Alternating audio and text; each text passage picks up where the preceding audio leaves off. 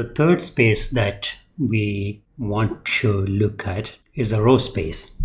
As you can imagine, it's just a span of the rows of A, all possible linear combinations of the rows of A. But since we have done null space, let's draw some kind of connection between the row space and the null space.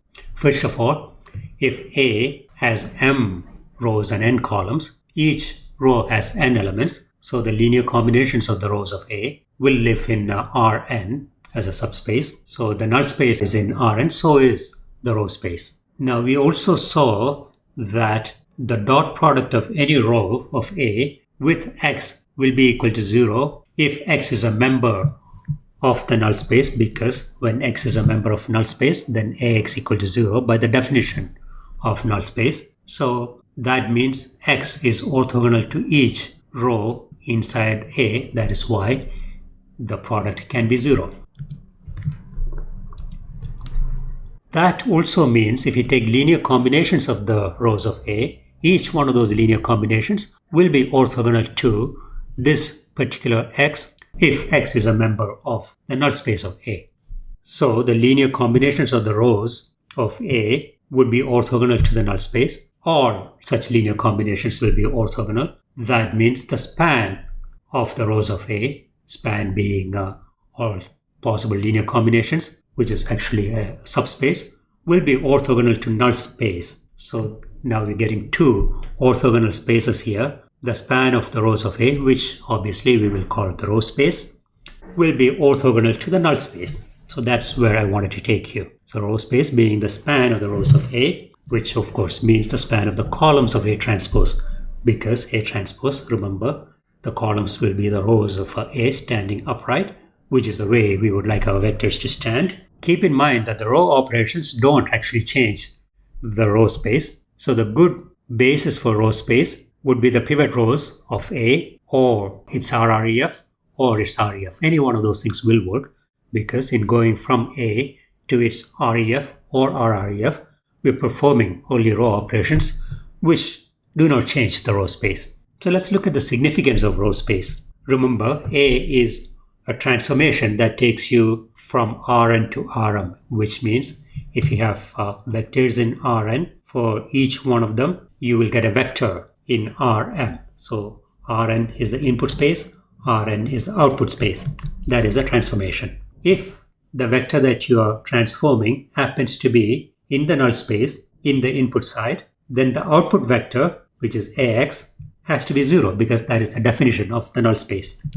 Vectors in the row space, when you write Ax, what that means is linear combinations of A. So any x you take, in particular, if you take vectors in the row space, then that linear combination will have to be in the column space, because it is a linear combination. The definition of the column space is all possible linear combinations of the columns of A. And given any vector x, you're just taking one linear combination that has to be in the column space. I'm kind of beating this point to death here, but let's continue. Now, we saw that all vectors in the row space, being the linear combinations of the rows, are orthogonal to the vectors in the null space, and they are actually orthogonal complements. We showed the orthogonal part by just saying that Ax equal to 0 means that x is orthogonal to every row in A. That is easy to see, but it is actually possible to prove that they are orthogonal complements. Let me try it here right now. So you have a bunch of vectors in the row space. All of them will go to the column space in a one-to-one fashion. When you say Ax with x being in the row space and not equal to the 0 vector, then you're taking the linear combinations of A using some non-zero numbers, and that particular linear combination, as you know, is unique, and that will give you some B, and that will have to be in the column space of A, because it's a linear combination of the columns, and that is the definition of the column space of A. More than that, it's a unique vector in the column space, because a linear combination, as we saw a long time ago in chapter 1 or 2, I believe, once you have a set of coefficients, by taking the linear combination, you cannot get two possible linear combinations. You can get only one. It's the uniqueness of linear combination. So any vector, non-zero vector, in the row space will go to a unique non-zero vector in the column space. And if the vector is not non-zero, meaning if we take the zero vector, of course it will go to the zero vector in the column space. That also is one-to-one. So that is the nice thing about the row space and the column space. It's a one-to-one mapping. Now if you take vectors in the null space, obviously they will all go to the zero, not one-to-one, but many-to-one, if the null spaces are non-trivial. The null space is not just the zero vector. That also is clear because that's the definition of the null space. So you have the row space and the null space. Is there anything left in the input space? Let's take an example. Let's say that the matrix I'm considering is such that its row space is the xy plane. It's a 3x3 matrix.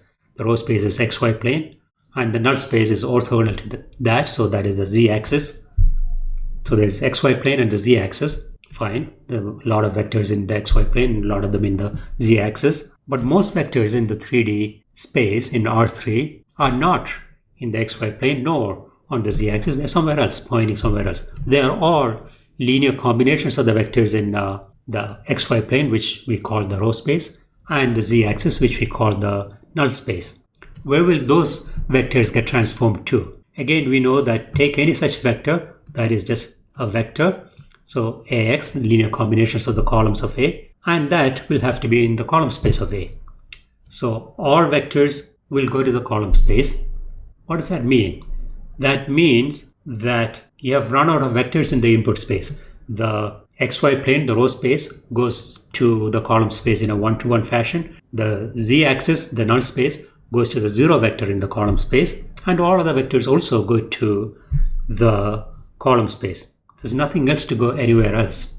That implies that you have accounted for all the dimensions in the input side. Input side, remember, is Rn. Some of those dimensions, some of those basis vectors were in the row space, some of them were in the null space, and you have accounted for all of them. So there's nothing else left. What that implies is that the dimension of the row space plus the dimension of the null space is n.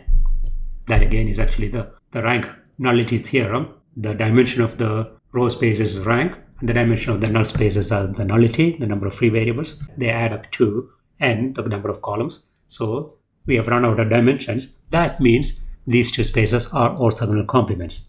That is one way of proving it. Now, in our color scheme, our row space is in green. Row space of A is the column space of A transpose. It's a set of linear combinations of the rows of A. So the rows of A are the same as the columns of A transpose. And it also has a dimension R because there are linearly independent rows or columns in A. So those are the pivot rows. And that would form a basis for the row space. But you could take that from the REF or RREF, up to you. It doesn't matter. The containing space is the input space, the space where vectors of the kind X in AX equal to B live. And that would be Rn. And also because each row has n elements, so Rn. So the row space C of A transpose is a subspace of dimension R in Rn. And its basis vectors are the pivot rows of either A, or it is REF, or it's RREF. So let's take one example. This is the example that I was talking about. In this, the rows actually correspond to the X and Y axes. So rank is 2. The row space, that would be the pivot rows of A, this and this, written vertically. So 1, 0, 0, 0, 1, 0, X and Y axes. The null space of that would be orthogonal complement to this, and that would be solutions to the equation AX equal to 0. So let's look at the column picture of matrix multiplication. We want something to be 0. So if you take a 0 multiplied by the first column, and a 0 multiplied by the second column, and anything multiplying the third column, that will give you 0, 0, 0, because the third column is already 0. So a possible vector is of the kind 0, 0, z, or 1, and that is a z-axis. So the row space is the xy plane, the null space is the z-axis. And a good basis for that is 0, 0, 1. Dimension of the null space is 1 because that is the nullity, the rank deficiency, number of free variables, etc. And they are, of course, xy plane and z-axis. They are orthogonal complements.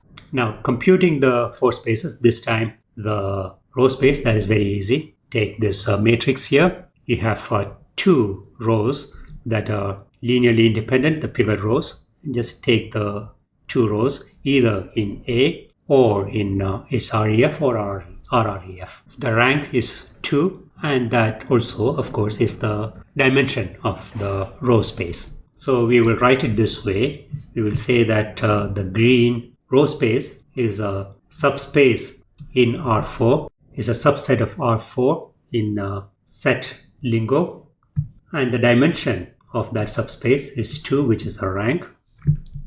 And the basis vectors are, I'm just taking these, 1, 1, 0, 3, 1, 1, 0, 3, 0, 0, 1, 3, 0, 0, 1, 3.